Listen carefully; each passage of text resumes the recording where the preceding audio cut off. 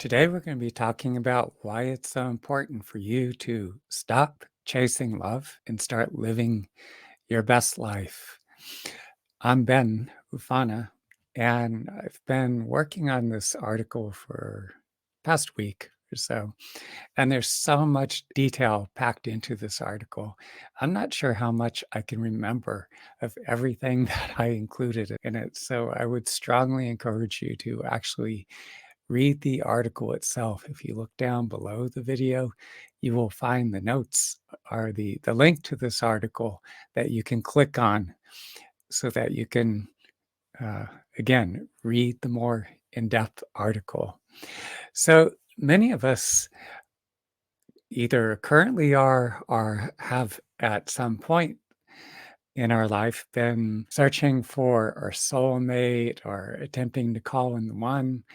And a lot of this, like much of our way of thinking, is fueled by the media, its portrayal in books and songs and cultural narratives, the pressure from friends and family, which tell us that having a romantic partner is what makes us complete. It's going to fulfill all our emotional needs and thereby sets these unrealistic expectations for relationships.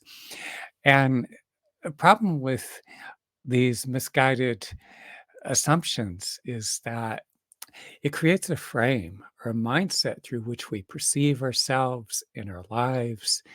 And in many instances, it could lead us to search endlessly, even to the point of desperation for this special someone, and to feel like an absolute failure if this part of our life doesn't seem to be working out, if we're not finding that someone, or if the relationship just happens to blow up on us, which they often do.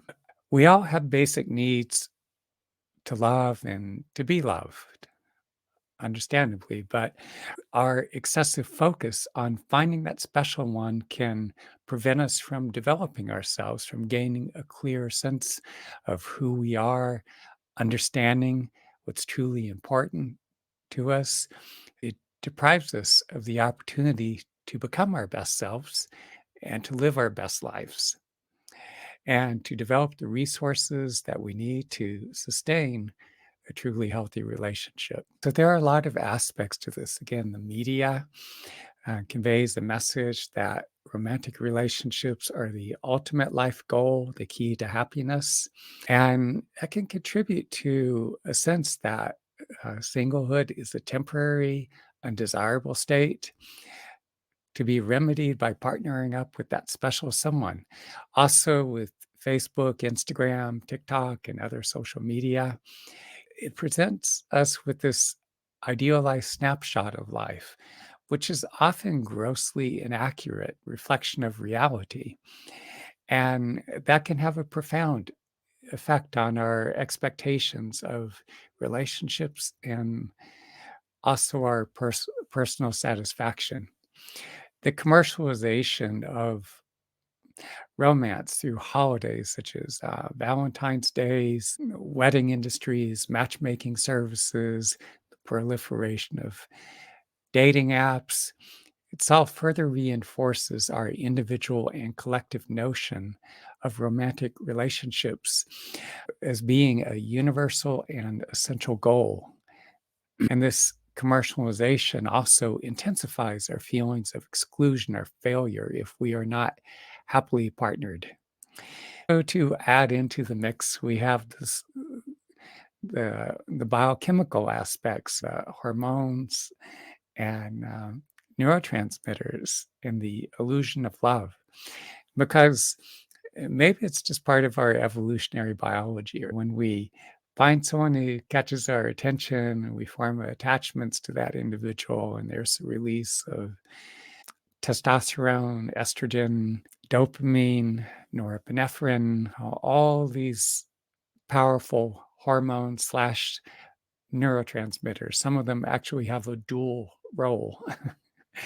And what they do is they create that profound sense of obsession where we can't stop thinking about this individual. We're laying in bed in the middle of the night, we're fantasizing about them and or daydreaming during the day. And it has us thinking that we've found our soulmate, or the love of our life.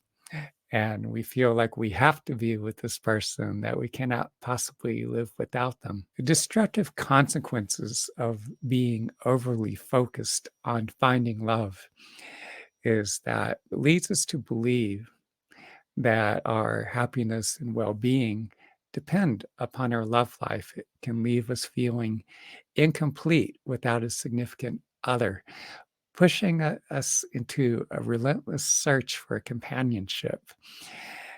And it can heighten our feelings of neediness and desperation. And such an intense focus on finding a partner can also lead to emotional dependency. Again, our perceived value, it becomes inextricably linked with being in a relationship.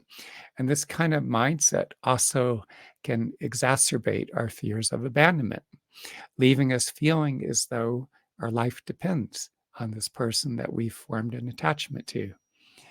The pursuit of finding that special someone, for many of us, what happens is it becomes this all consuming mission, and it can overshadow other important aspects of our life. And this relentless search, it can easily create, again, this neediness, desperation, as self defeating traits that are more likely to repulse an individual that we're hoping to attract. And desperation and neediness is driven by our fears of being alone, of being abandoned. And that can sabotage our connections with a potential love interest, our relationship. Again, it creates this vibe of neediness. It also creates this awkwardness that can lead us to say things or do things that are similarly off putting. Another significant danger of fixating on another individual or finding the one is that it can throw us and our lives so far out of balance. Our desire for romantic relationship can dominate our priorities, causing us to neglect other essential aspects of our life, our education, our career, our friendships, our family, our self care, our personal growth. This is why I strongly emphasize the importance of cultivating a healthy relationship with ourselves. And this means building a strong, healthy foundation, taking the necessary steps to facilitate the healing of the wounded parts of ourselves, getting a clear sense of purpose and direction, and living true to ourselves, living true to our purpose. As I've said before, our parents were, for the most part, doing the best they could, but for many of us, our basic needs were never met. And the wounding is significantly greater for those of us who suffered some combination of emotional, verbal, physical, or sexual abuse. Many of us want not only to love and be loved, but we're wanting someone to come along and make it all better. Even if we're not consciously aware of it, it's like we're wanting someone to that we could be in relationship with that's going to help us to heal these traumas. We're looking to have all of our unmet needs met. Now, what often happens is the pain that we've internalized in our unmet needs create this sense of longing and desperation. During my mid 20s, when the traumas of my childhood and adolescence began to resurface, I found myself forming attachments to women who were either disinterested or unavailable, and some were quite abusive as well. I wanted more than anything to have someone in my life that I can love and be loved by. And so I tried so desperately hard attempting to make these relationships work. And the fact that I was resisting the pain only compounded the issues that prevented me from dissolving those attachments, letting go, and moving on.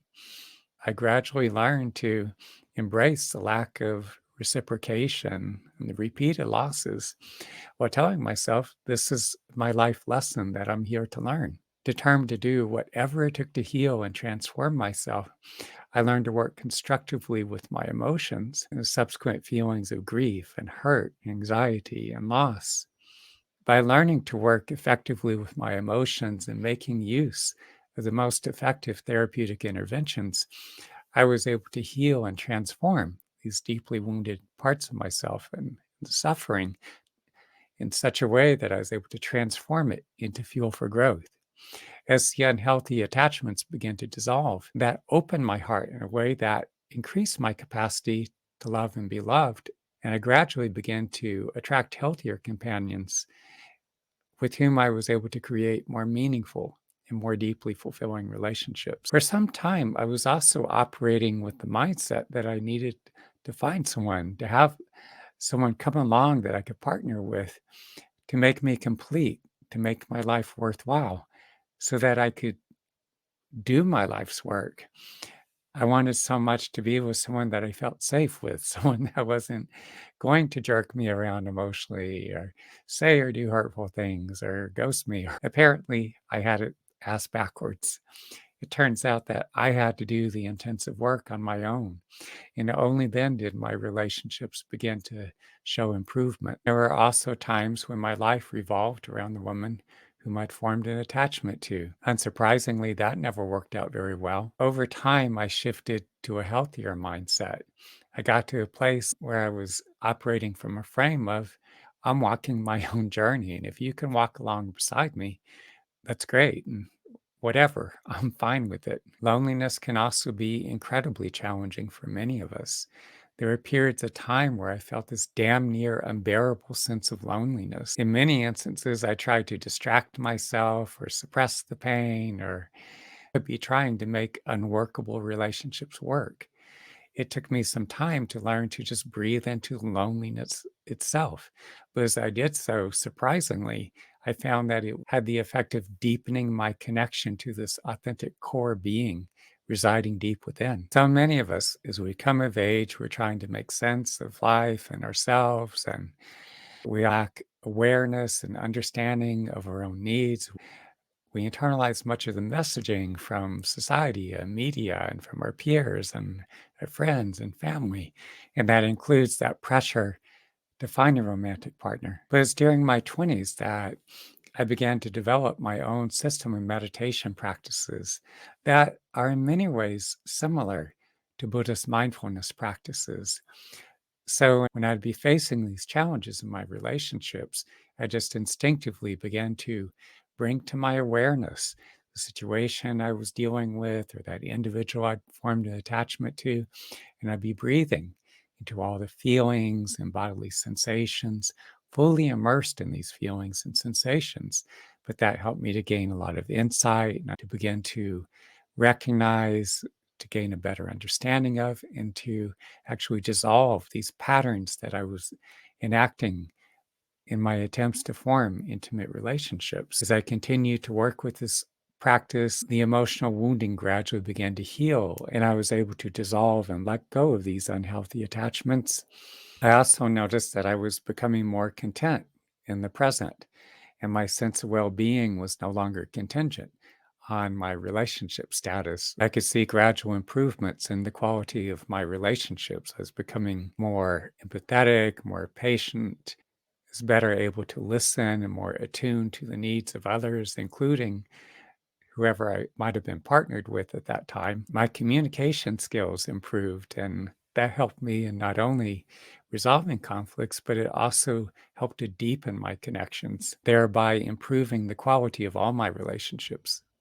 All of us have suffered disappointments and setbacks along the way, and many of us grew up in dysfunctional families, and some of us have endured traumatic abuse. These emotional wounds continue to impact us, and unless we take the necessary steps to heal, we're likely to continue the cycle of reenacting the deeply wounding experiences of our past. And healthy and loving relationships start with developing a healthier relationship with yourself. So it's crucial for you to commit to doing whatever it takes to heal your body and mind, making consistent use of the most effective practices and therapeutic interventions. As you heal the deeply wounded parts of yourself, you not only develop a stronger foundation, but you become far more resilient. You deepen your connection to that authentic core residing deep within. And consequently, you no longer feel so dependent upon another individual for your well being or your happiness. It's critically important for every one of us to get a sense of what it is that we most want to do in our lives. and then to the best of our ability to pursue our passions. Just for example, here, at a very early age, I was drawn to Native Americans. And by the time I was 17, I'd taken off on my own. I landed in a community of predominantly Kiowa Indians in southwestern Oklahoma. Began to go into the peyote meetings. And it was during the peyote meetings that I met my mentor, Horace Delkai, one of the last surviving traditional doctors or medicine men among the Kiowa tribe. I apprenticed with Horace for about 3 years, and even since that time, I've gone on numerous vision quests, which is the traditional Native American practice that involves fasting alone in the mountains for 4 days and nights without food and water. Now, I've also had this incredible fascination with Chinese martial arts. So in 2002, I began to train under Shifu Li Tai Liang in the internal arts of Xing Yi Quan and Baguazhang. Have long been fascinated with cultures around the world. Around that same time, I had this intuition that I needed to get on a plane and head to Sri Lanka. Since that time, I've been to Sri Lanka about 15 times, and I've developed a lot of close relationships. I've lived out in villages. I totally went native for periods of time. These are just some of my own examples, but I would encourage you, what is it that you're passionate about? What is it that you want to do in terms of your education? What direction do you want to take off in into career? What causes are you most passionate about?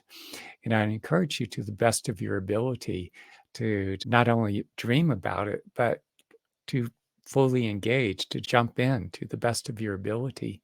In other words, take action and make it happen. Our society places so much emphasis on finding the love of our lives, as though our prince or princess charming is somehow going to magically appear.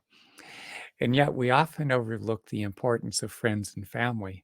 So it's crucial to get out and get involved, to engage with people, pursuing meaningful activities where you're more likely to encounter the people with whom you resonate. Of course, that also increases the likelihood that you're going to connect with someone who would be a good partner for you if you're doing those things with which you truly resonate.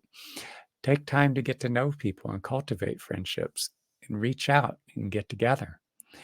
It's especially important too for straight men and women who often do not have that many connections with people of the opposite gender. So, whenever you see or find the opportunity, I encourage you to establish those alternate gender friendships. And even if you're not in romantic or intimate relationship, there are ways in which having these connections helps to meet the needs that are often fulfilled by an intimate partner. Education and self sufficiency is also critically important. For me, having spent a lot of time in developing nations, I see so many examples of how people suffer when they do not have the opportunity to pursue their education. They have extremely limited opportunities to better themselves and their lives. Similarly, in times past, many women did not have the opportunity to pursue their education or to advance in careers. And unfortunately, it put them in situations where they were forced to depend on and stay in a relationship with a man that they didn't love. And the women who were unfortunate enough to end up in a relationship with a husband who abused them or who drank heavily, many of them remain trapped in those relationships indefinitely. And for this reason, our education and our ability to provide for ourselves it is a critically important part of building a foundation. So whether it's pursuing a degree or learning a trade, I encourage you to keep learning, pursue your education, and make sure you have that good foundation. And also to develop financial independence. So, in case the relationship doesn't work out all that well, you have the options to break from the relationship and make your way on your own from there. But overall, I encourage you to focus on living your best life, being your best self. What is it that you want to achieve, whether it's short or long term goals, whether it be your education, career, fitness, or any other endeavors? It's through self discovery actualizing yourself and spiritual growth that's going to provide you with a sense of direction and purpose. Being single has long been viewed negatively. It's often associated with loneliness or a lack of desirability or success in relationships. It's important for us to become cognizant of the messaging and reframe these beliefs for ourselves. We need to understand the importance of the times in our lives when we're not partnered. The times when we're single can be times of tremendous personal enrichment.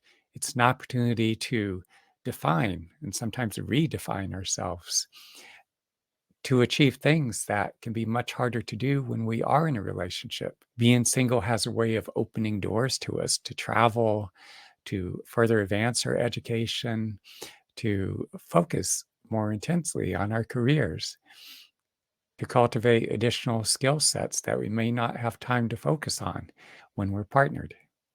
Now, I'm not in any way suggesting that you put your love life on hold until you get it all sorted out. By any means, do keep yourself open to possibility.